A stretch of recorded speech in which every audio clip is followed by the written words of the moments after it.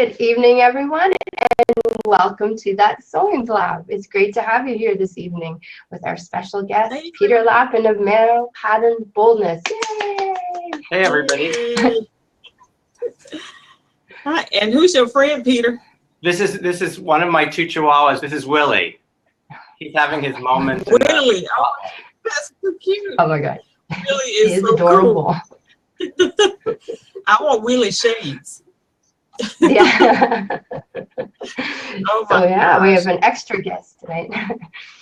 Yeah, we wanted to thank everyone for coming this evening. Just a couple quick housekeeping things. If you have any questions, and I'm sure you do for Peter, if you could just scroll down the screen, you'll see that there's a tab that says questions and topics. If you write your questions down there, we'll try to get to all of them. And it's a handy thing where if somebody's going to watch it later, all the questions relate to the part of the video, and you can skip ahead to those questions. So it's really handy if you put your questions down there.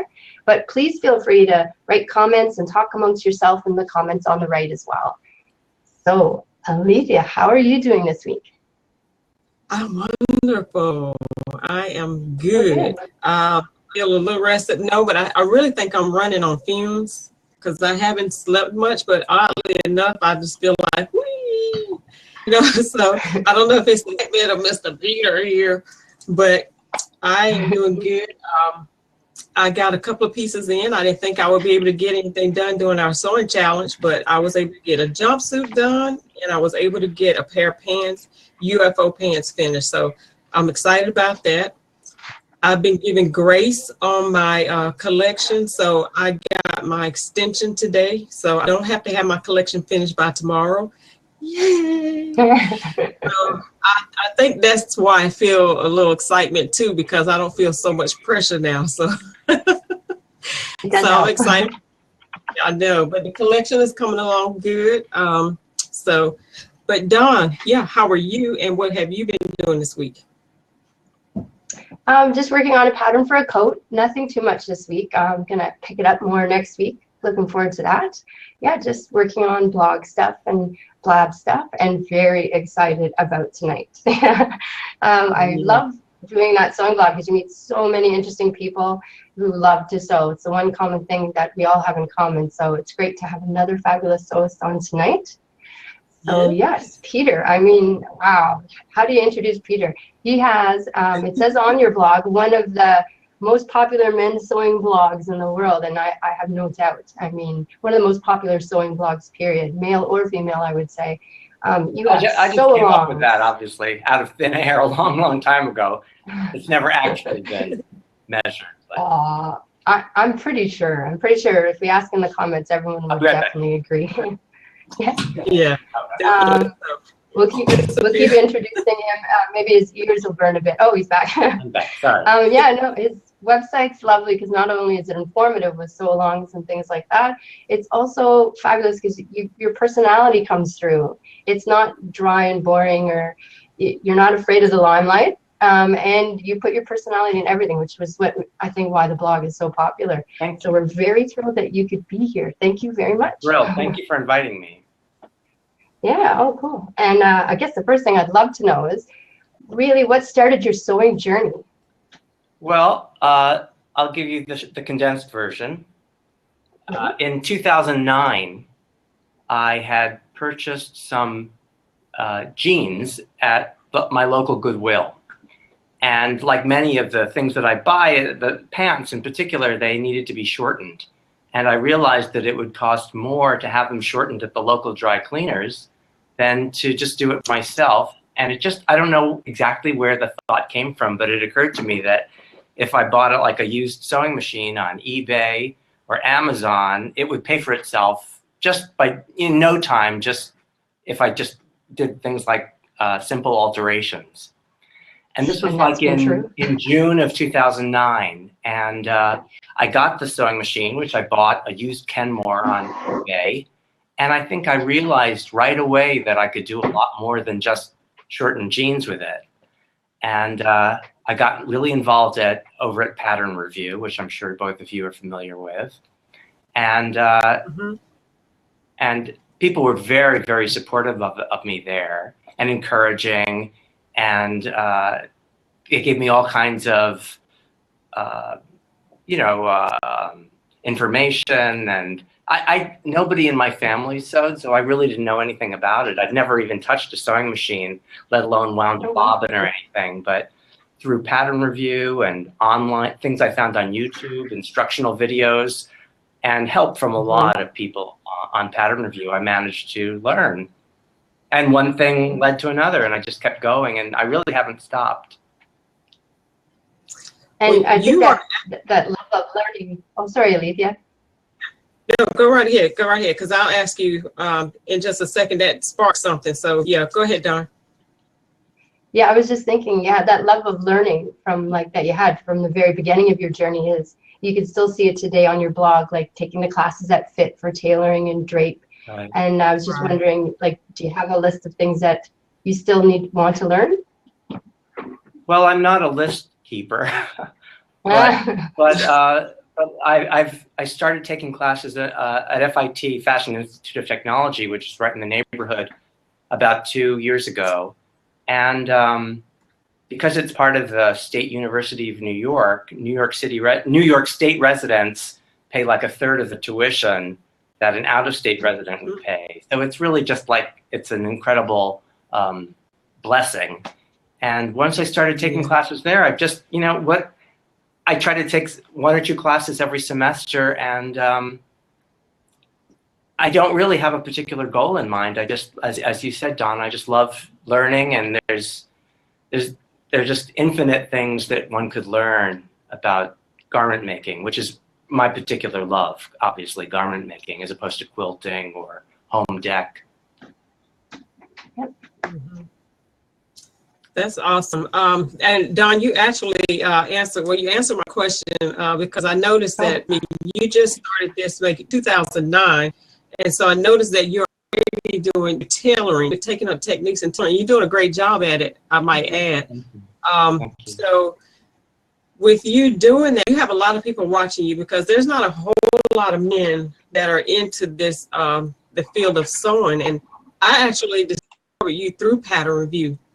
But if you would, I want you to take just a second and to say hello to my friend that's watching, Dolphus Bell.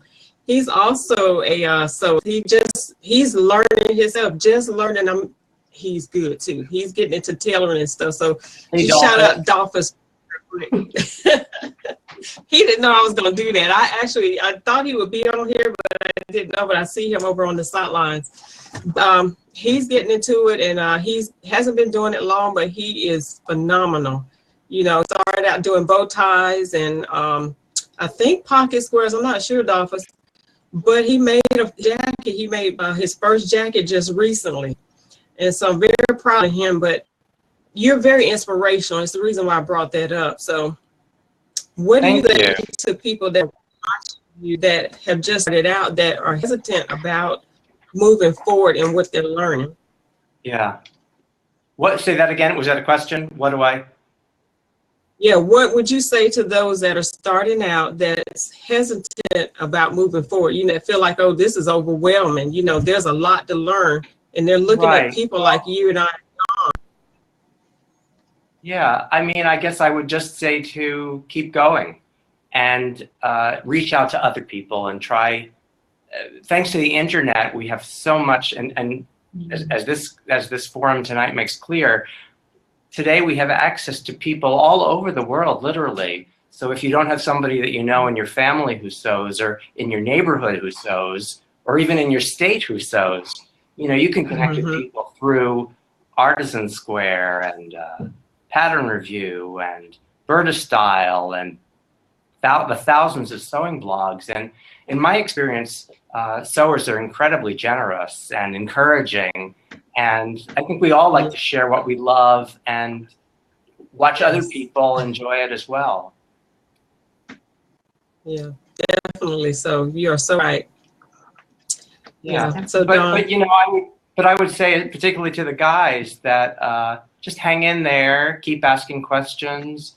Don't be afraid to make mistakes. That's the way we learn. I've made lots of things that in the end don't fit quite right, or I might not really get as much wear out of, still to this day, but it's all part of the process. That's the thing, you really have to enjoy the process. Right. That's a good point. Enjoy the process. And that's what we say all the time. You will make mistakes, but just keep doing it. Keep going. And, you know, don't be afraid to make mistakes. Right. Definitely. Yeah. Fall in love with your scene ripper. Yeah. Also, because if it's only the result you're interested in, then you might as well just shop at a store. Do you know what I mean? Oh, that's a good point. Oh, I like that. Yeah.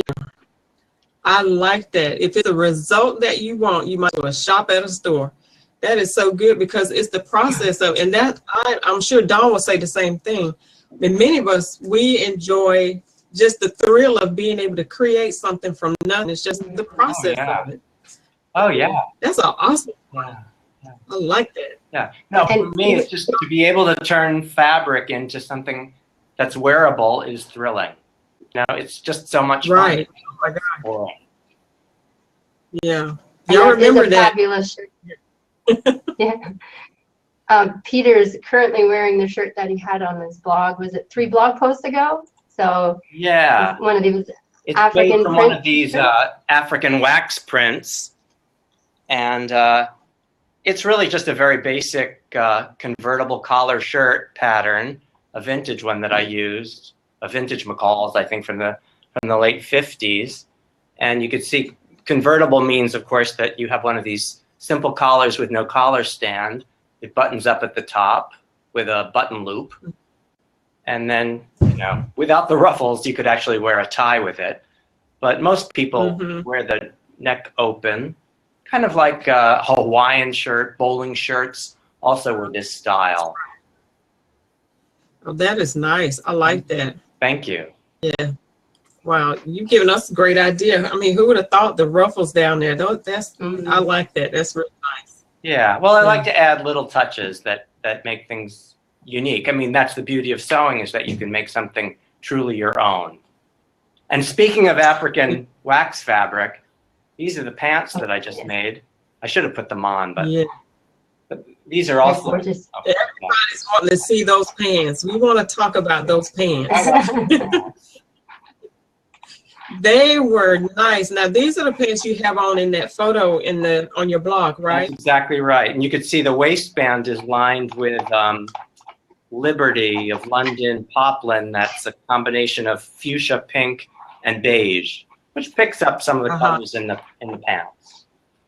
Right. They came out beautifully. Now, did you use a pattern for that, or did you create this yourself? I have drafted pants patterns for myself in the past, just using very basic pattern making books. But for this pair of pants, I actually used a pattern I traced out of a Japanese men's pattern book. There are a whole series of books you can find here in New York at the Japanese bookstore Kinokuniya, but you can also find them on Etsy, I know. And they tend to, some of them are focused solely on men's shirts. Some of them are men's coats. There's another one that this pants pattern came out of. It's called Men's Clothes for All Seasons, I think. And it's shirts, it's pants, it's jackets, it's all kinds of stuff in there. Oh, wow. That's something I have not heard of. So that's an interesting resource. Oh, yeah. So we have to make. Yeah. If for anybody who's interested, if you do a search on Etsy under like men's Japanese pattern book, one or two or three or more of them will probably come up. They can be hard to find outside of a big city. Now, do you make mention of this resource in your when you talk about, you did a blog about the pants and then you actually showed your process of working on them. So did you mention your resources in your blog? I probably mentioned at least the title of the book. I'm almost certain that on my blog, if you look on the right side I have keywords. And I'm pretty sure Japanese pattern book is there if you want to find out more about Japanese pattern books.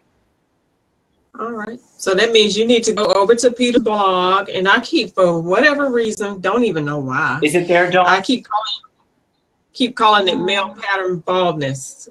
Yeah, male pattern baldness is this. I know. This is male pattern Male bald. pattern boldness. Yeah. Boldness. Yeah. I see one for books. Book. There's quite a few, including the one that you were just in that magazine. Yes. Yeah, there's a category for books. You know what? I'm going to do a post this week about those Japanese pattern books because I've got about 5 or 6 now. Okay. Cool. Awesome. That would be cool. All right. So if you're not following Peter on his blog, Male Pattern Boldness, go follow when we're done. Yeah. Boldness, not baldness. Not baldness. All right. Awesome. Awesome. All right. So So Dawn, Peter, what else do you have? I know you have more questions for us, Dawn, for Peter. oh yeah, pardon. But I was wondering, this blog, since it began, there's probably been lots of things you never even imagined that were going to happen. Maybe people you met or experiences that you've had. Can you tell us a couple of, kind of top things that came about because of your blog? Oh yeah. Well, first of all, I've literally met hundreds of people, other sewers who are in the New York area. Every summer, I organize something on a second Saturday in August that I have dubbed MPB Day, MPB for Male Pattern Boldness. And it takes place on Saturday, and we all go visit the FIT, Fashion Institute of Technology, has a free museum. And there are always a few really wonderful, beautifully curated exhibits there. So we will visit an exhibit, we'll have lunch, we'll have a pattern swap during lunch. People will bring, patterns that they're finished with that they'd like to share with others. And then we will go fabric shopping for 3 or 4 hours. And then we meet up again at the end of the day and just hang out. And we've done that about 6 or 7 times, and it's great. So that's been really fun. I've been covered by various craft magazines. Here's a really funny thing that happened. Thanks to my cousin Kathy, she was invited to the Broadway opening. And of course, now I can't remember what that Broadway show was. It was Australian, about the drag queens. Do you know what I'm talking about? Priscilla, Queen of the Desert. Yes. So she got invited, and Michael accompanied her, my partner Michael, to the Broadway premiere of Priscilla, Queen of the Desert. And it was sort of, it's a long story, but it was thanks to the blog. And we even went to the cast party. Oh, wow. Yeah. Wow. So speaking of cousin Kathy, I know this question is probably sure, but since you brought cousin Kathy up, Yes, where is she these days and what is she up to?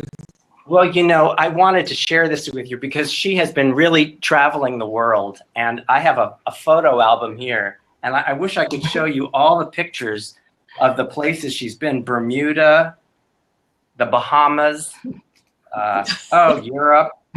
I mean, we still keep these old-fashioned photo albums at my house, and of course, she's still using her Brownie reflex camera, but yeah, she's around. But I do have, every once in a while, when when I really missed her, I'll show you what I do.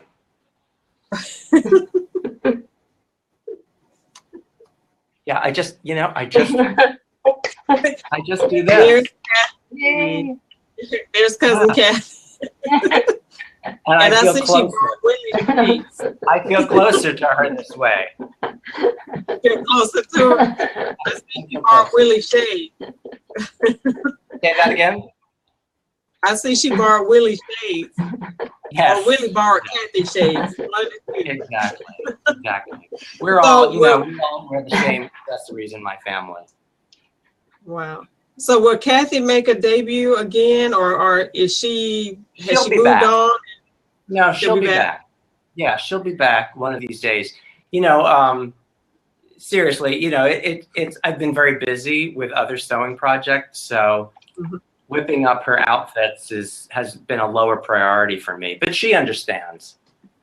Gotcha. All right. Well, as long as she's good with it, we're good with it.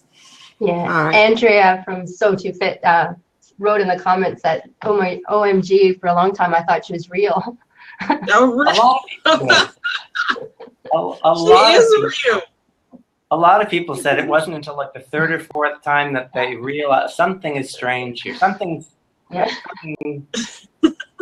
but not everybody, because she's funny. a real person.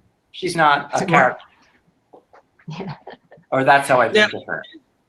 You do have pictures of cousin Kathy on your blog. You have devoted like a page.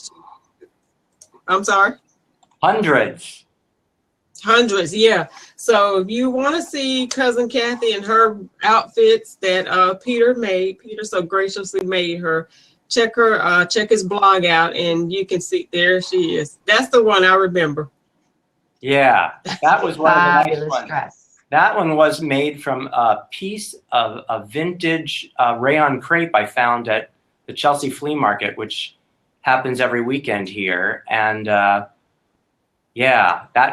was a vintage 40s McCall's pattern, as I recall. Wow. Yeah, that came out really nice. It's gorgeous. Sometimes sewing for people can be very picky. Now, is Kathy a picky client? Oh, she can be very picky. But the nice thing about Kathy is that if the dress doesn't quite fit, we can make Kathy fit the dress. Do you follow me? Okay. Gotcha. So Gotcha. That is a benefit that she enjoys that not everybody can take advantage of. That's awesome. So funny. All right. So what do we have next, Dawn? Well, yeah, I thought maybe it would be good to ask, because it looks like we have quite a few questions today. So if we get started now, we'll make sure that we get everyone's before we end, because I don't want to leave anyone out. Right. Another one to do with Kathy, testosterone. Testosterone.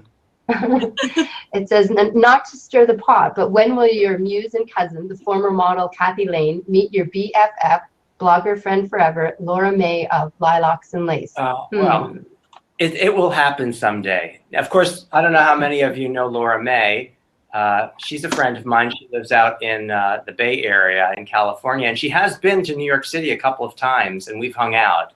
But unfortunately, when Kathy was out of town. Yeah. But what's nice about Laura May, and again, her blog is Lilacs and Lace, is that she actually, a lot of her wardrobe or things is made up of things that Kathy would wear. And not only that, I actually sent Laura May fabric that I had used for Kathy dress, and Laura May used it to make a beautiful blouse. Oh, okay. So one day they'll get together. Oh, definitely. All right. So it looks like you have a visitor, Peter, Kyle. Kyle says, hello. Yeah, Kyle says, hey. All right. So what other questions do we have, Dawn? I put Laura May's web address, not her home address, web address to her blog in the side there if anyone was interested. Right. LauraMayDesigns.com. Yeah. She's a wonderful sewer, and she also knits vintage. She uses vintage, primarily 40s patterns to knit incredible sweaters. Oh, wow. Actually, I might squeeze one more question in there. You keep bringing up vintage, and I notice it a lot on your blog too. What is it about vintage that that draws you? Like your latest post being on the sleeping jacket. I just forgot the term for it. Like where does that come from? Bed jacket. Thank you. Well, where does it come from? That's a good question. I have always loved old movies and movie costumes, and I suspect it comes from that primarily. And then once I started sewing, I from my own tastes were more, I was more interested in sewing vintage patterns just because I liked the styles more. And whether it was men's clothes or women's clothes. Many people believe that in the past, patterns were more complicated. The designs themselves were more complicated, more challenging for home sewers because, say, back in the 40s or 50s, a woman who sewed probably had learned how to sew either from her mother, she had learned in school. So there were a lot of techniques that, if you look at old vintage pattern instructions, for example, they will take for, they're much more condensed because they assume that people already know how to overcast or understitch or top stitch or what have you, or make a button loop, because people had those techniques, and a lot of that stuff, unfortunately, has been lost, or not everybody knows how to do that stuff anymore, or is willing. Right, that's true. Not willing. That's a good point. Yeah. But I think, I think a lot of home sewers, bloggers in particular, have at the very least flirted with vintage styles and vintage patterns because they're easy to find, particularly on Etsy and eBay. They sometimes cost hundreds of dollars, but the vast majority cost less than $20, many costing less than 10. And it's a great way to experiment, try something new. And also, the truth is that most contemporary styles are retreads of vintage styles.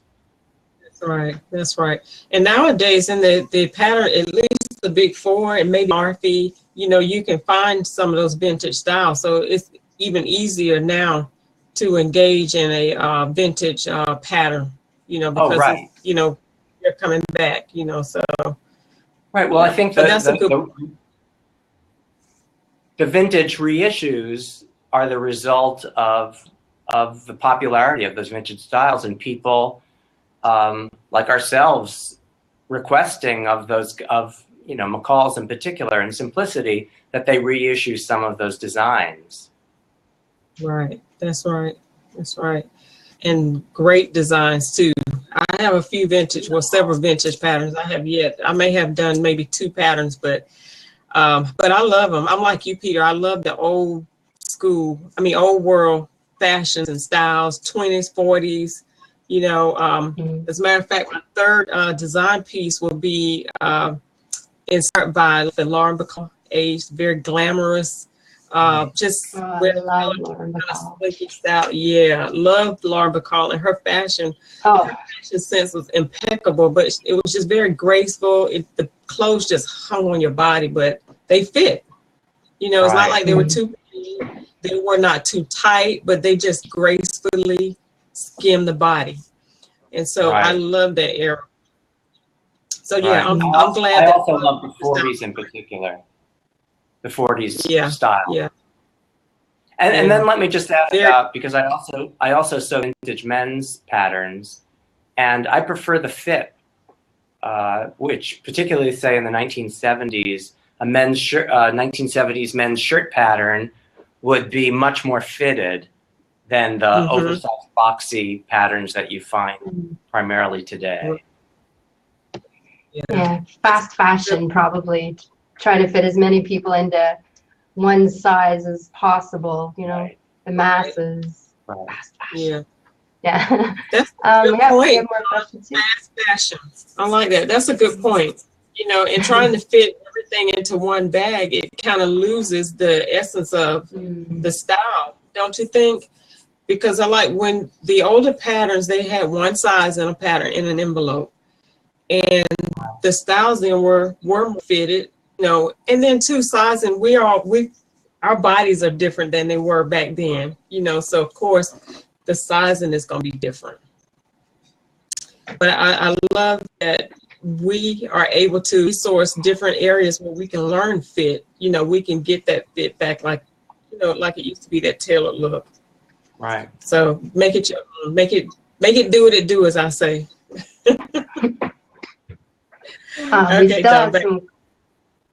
We still have some questions. Faye, I see that you have a couple of them here. Would you like to come on camera, Faye? Are you camera ready? I'm not trying to put you on the spot. Faye's one of our regulars. She has the sewing blog, Faye's Sewing Adventures, and she is a fabulously supportive sewist. So I don't know if she wants to come on, but I put that out there, Faye, if you'd like to. Yeah, just let us know in the comments. And let's see, a question in the meantime. Faye said that she and her mother has been watching your blog for a really long time. Linda Faye. Oh, she said she'll come on for a minute.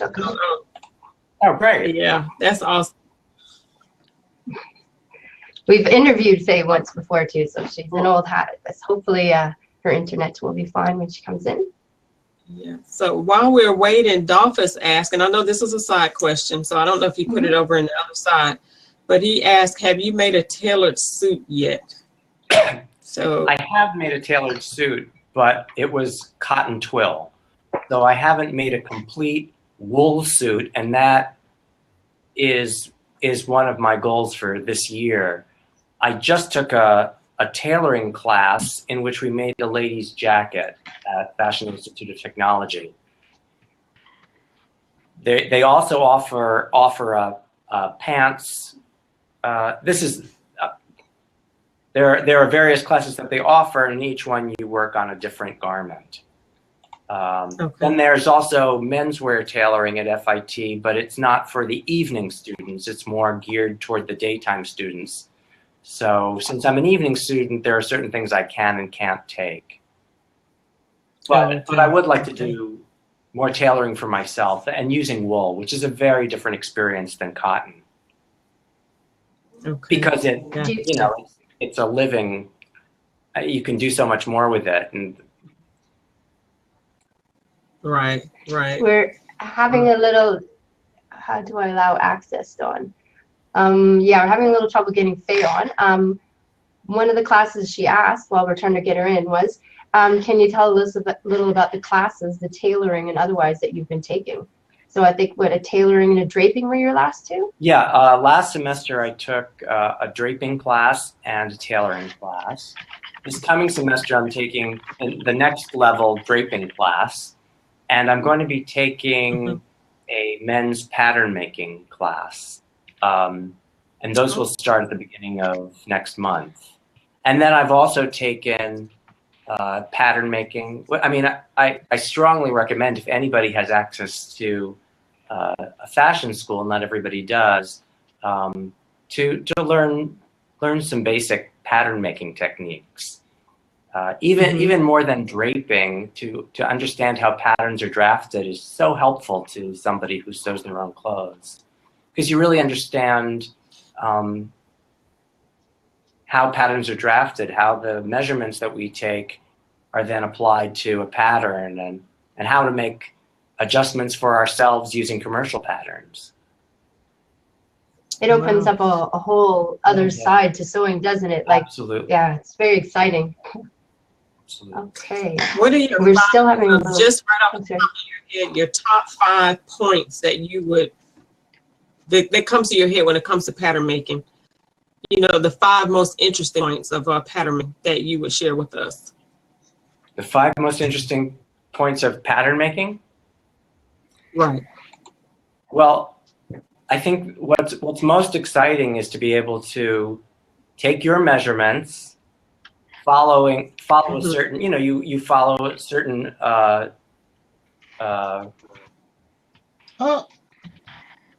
rules,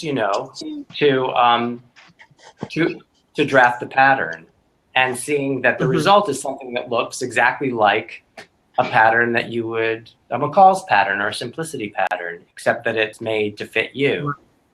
And did Faye want to ask a question? Well, I just want to tell you, first of all, can you hear me?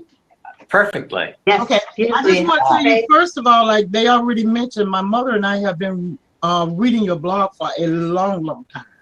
Oh, wow. My mother lives in upstate New York, and I live in Georgia. Oh, But we do the blog thing together. So we read Right. your blog, Alethea's, we read Dawn's. She's into it too, just as I am, even though she doesn't sew. But she enjoys reading about it and seeing what everybody else is making. So it's such a pleasure to meet you. oh, thank you so much. I'm You're so glad welcome. you could join us tonight.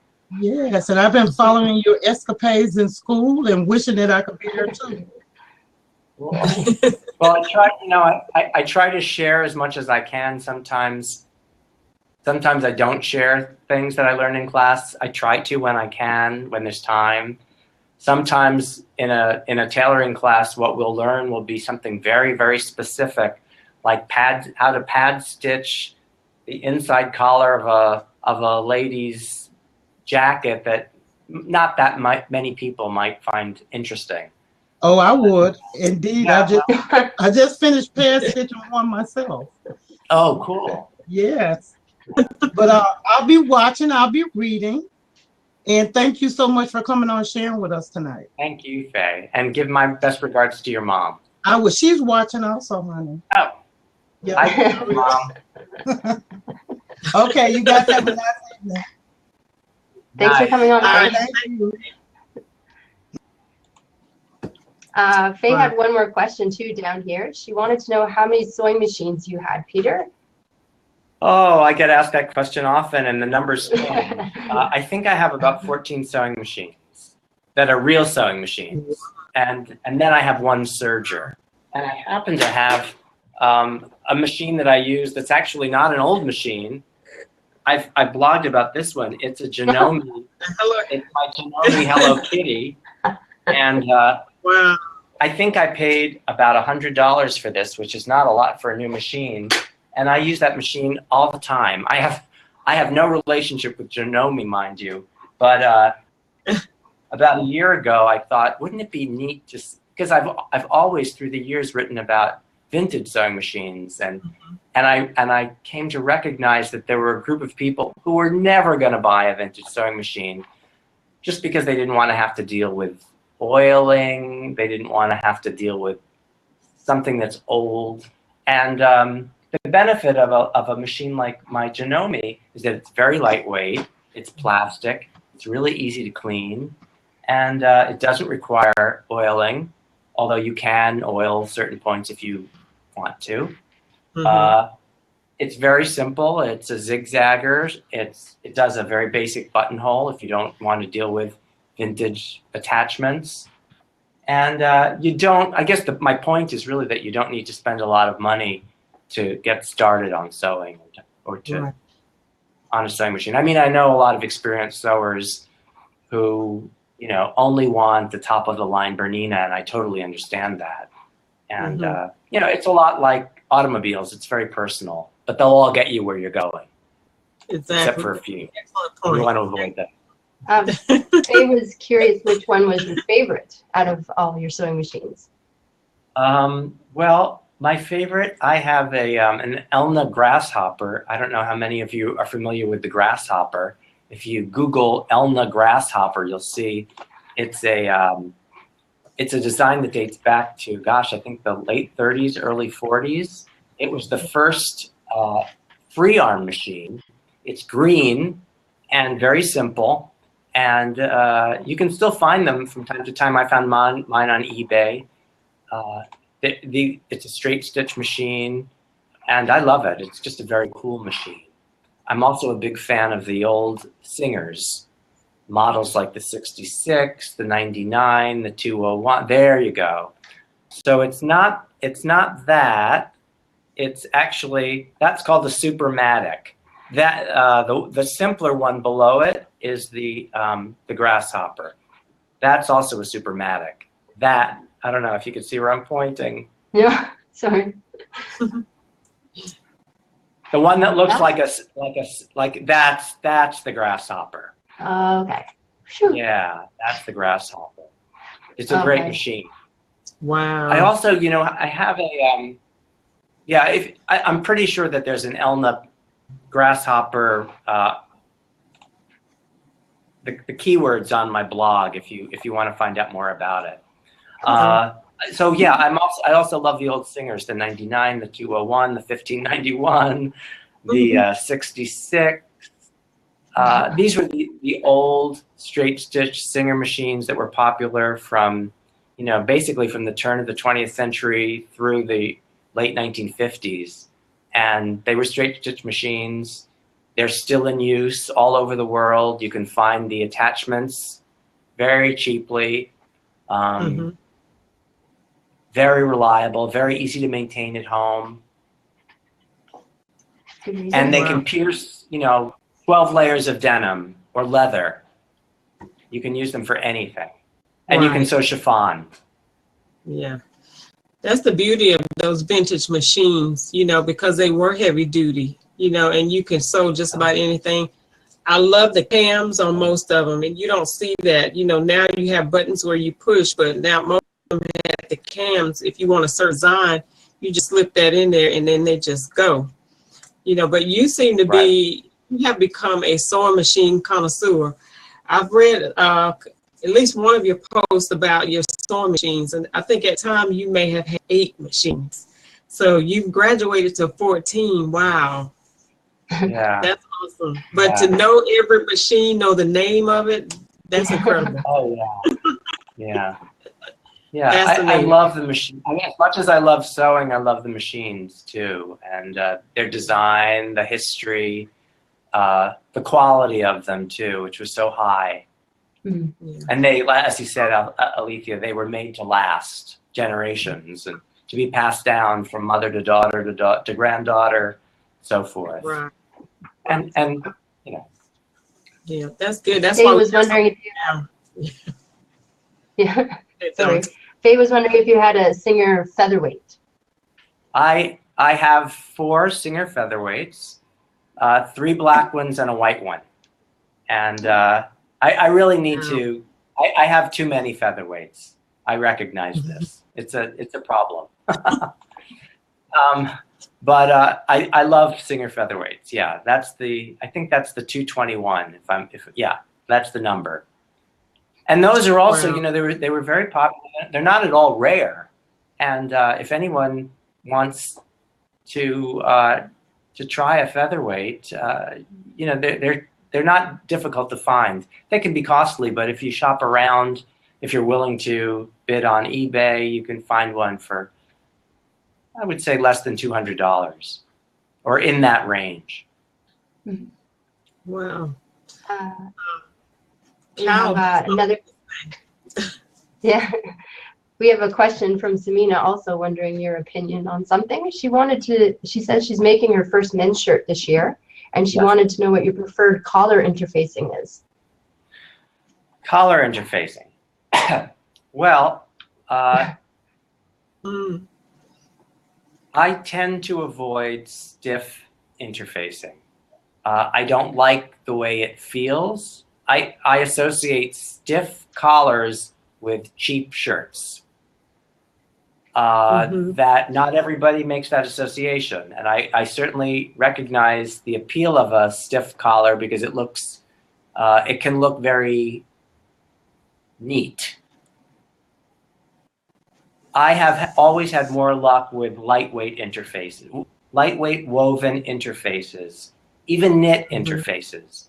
I would avoid anything that's like a cheap pressed interface, that kind of like that stuff that isn't woven or knit. I would avoid anything like that. I would never choose an interfacing that's stiffer than my fashion fabric. And I really don't want to radically change the hand of the fabric. But obviously for a collar, you do want a little stiffness. I try to, here's the most important thing.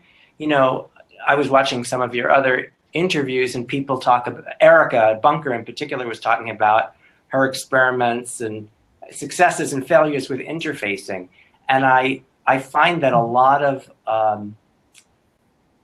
what's extremely important is to experiment with, before you make the garment, test your interfacing, because an interfacing that's perfect for one fabric may not adhere to another fabric because of the fabric's finish, because of the way it's treated.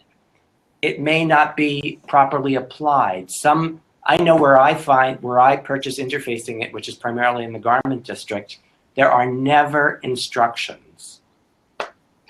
So it's really hit or miss. And I'll tell you, I've taken now 7 classes at FIT, and a lot of I've seen a lot of instructors apply interfacing, with their professional irons, and they all do it differently. Some people always use, and they don't even know what the interfacing is. Sometimes they'll use some interfacings need some water, some steam. Some interfacings no steam.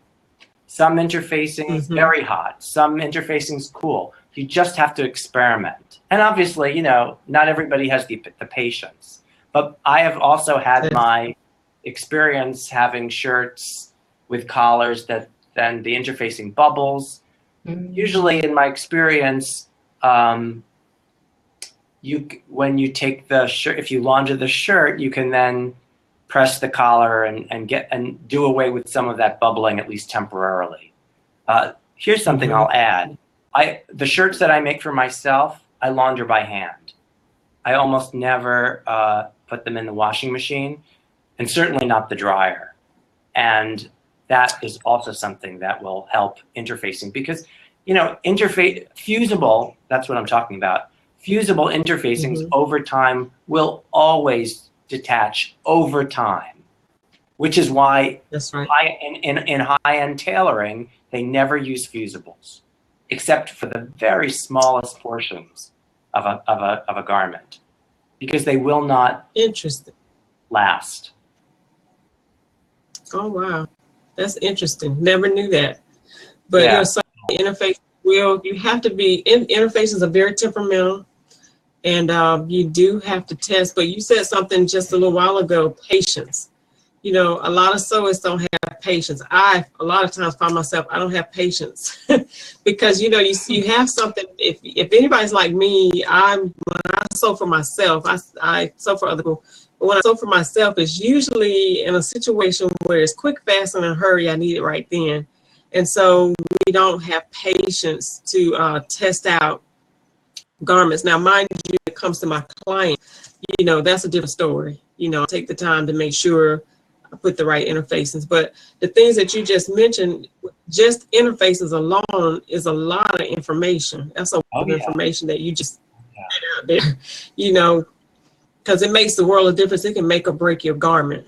Right. There is I think it's called Fashion Sewing Supply. There's an online store run by a woman named Pam Ernie, who wrote the blog Off the Cuff, I think. And she sells very high quality interfacings, and they come with detailed instructions.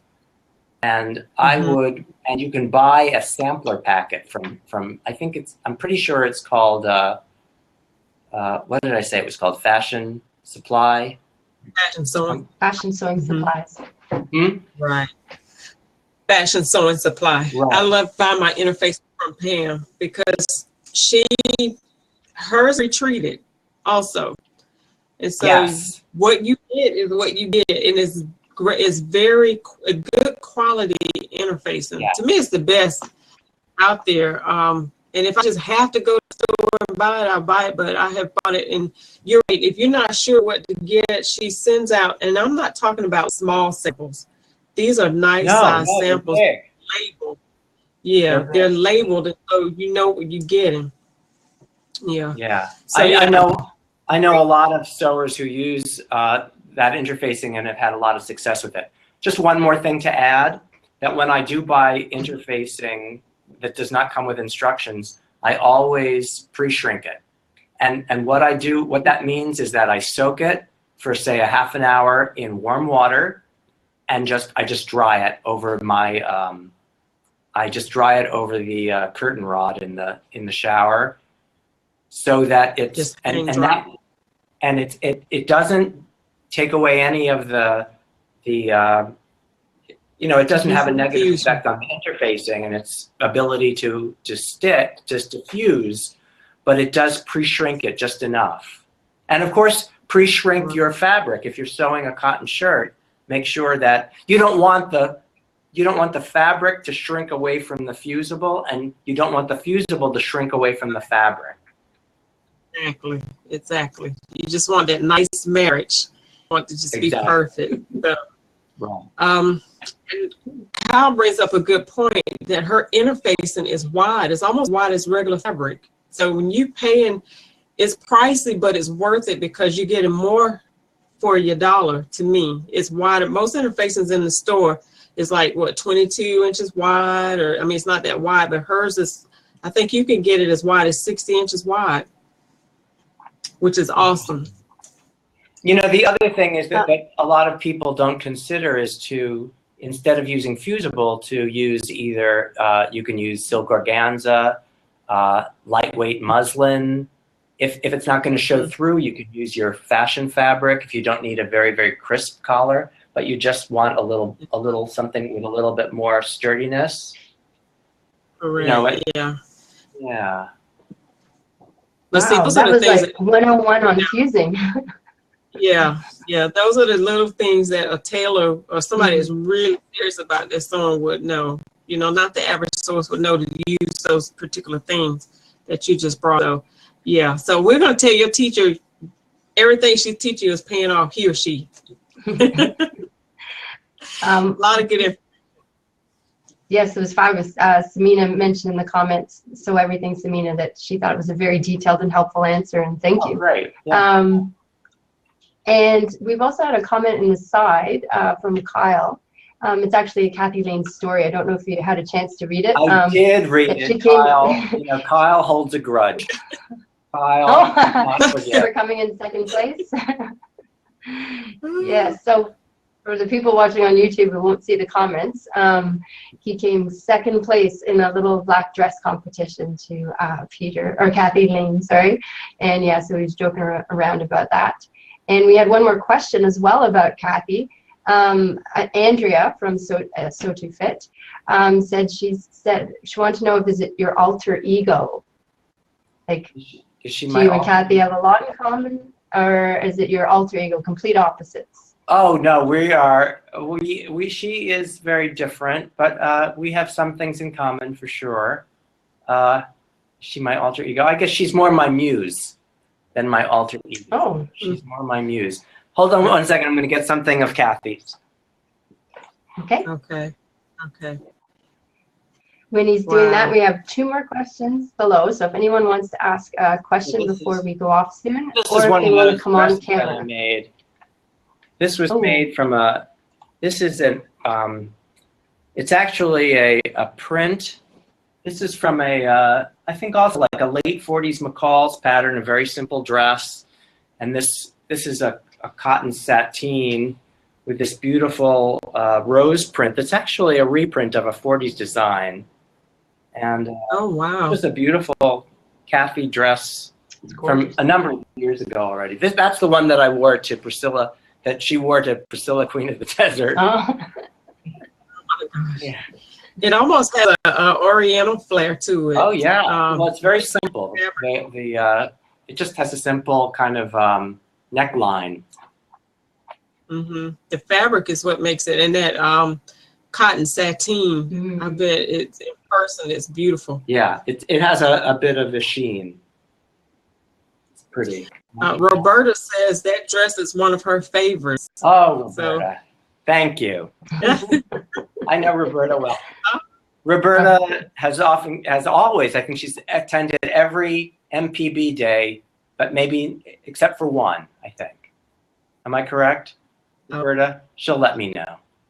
Yeah, I have people who've come every single time. Yeah. So Kyle says, how's Michael and Freddie and Willie? Well, we got to meet Willie, Kyle. So how's Michael and Freddie? Everybody's good. Everybody's good. Awesome. All right, Dom, you said we had 2 more questions. Yes. Deb wanted to know if you finished the Accra pants. Yes. You mean the African wax, right? Yes. We got a glimpse of them earlier. They're lovely. Yeah, they're done. What I'm actually thinking, though, is adding belt loops, because I think the fabric is so it's so vibrant that I think having just like some belt loops so that I could wear a simple black belt will tone it down a little bit, you know? I don't know. I love the way you have them. I think they're fabulous just the way they are. Yeah, well, thank you. It's not decided yet, but it's a possibility. Right. Well, at least you have the option, right? Yes, absolutely. Yeah, yeah. Yeah. I still, you know, I'll often go back and even after something is done, go back and tinker with it and change the buttons, shorten the same way. pants, things like that. Just because, you know. I'm the same way. Because I think it's... Well, that's how our minds work, right? Sorry? That's how our minds work, right? Creative people, you do something and you go back, you rethink it, and you, Right. Especially things that I don't wear as much because the fit doesn't feel quite right, or I never like those buttons, or things like that. Right, right. Okay. We have a question from Louise. She said, in your blog, you talk about finding machines on the streets. Oh. What do you look for to make them a keeper? Oops, I just noticed you moved on to colors. But yeah, so she wants to know, like, is there certain things that catch your eye on the machine, about certain machines? I have found probably half a dozen sewing machines on the street because people, like, sometimes people want to get rid of a sewing machine and it might be too heavy to carry to the local thrift store, so they'll just put it out on the curb. And I've kept a few of those. Most of them I've given to other people.